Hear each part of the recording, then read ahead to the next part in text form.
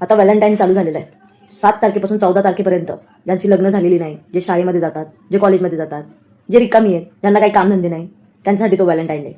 आता ज्यांचं लग्न झालेलं आहे, ज्यांना 2-2, 3-3 मुलं आहे, त्यांना फक्त व्हॅलेंटाईन डेचं नाव काढा बरं, किंवा त्यांना एक चान्स देऊया आपण. चला व्हॅलेंटाईन तुम्ही पण साजरा करा. करतील वाटतं तुम्हाला? करतील? अरे चप्पल काढून हार घालतील गळ्यामध्ये. व्हॅलेंटाईन डेचा आणि लग्न झालेल्या माणसाचा किंवा बाईचा संबंधच नसतो लांब लांबपर्यंत. असं डोक्यात जातात जोक्यात.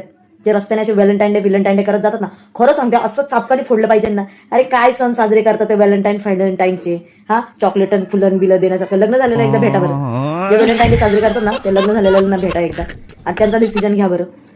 हजारातून एखादा जरी म्हटला ना, हजारातून एखादा की व्हॅलेंटाईन केला पाहिजे, मग सांगा मला. हे फक्त आहे ना, सकाळी जायचं कामाला आणि संध्याकाळी यायचं गाढवावानी, त्याच्याने होणार आहे का? तू गुलाब बिलाब देणं होणार आहे का? चॉकलेट फिकलेट देणं?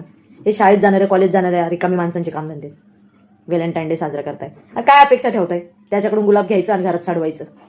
नको आहे गुलाब फिलाब चॉकलेट बिकलेट. असंही दिवसभराचं काम करून करून कोणाला पाहिजे ते गुलाब बिलाब?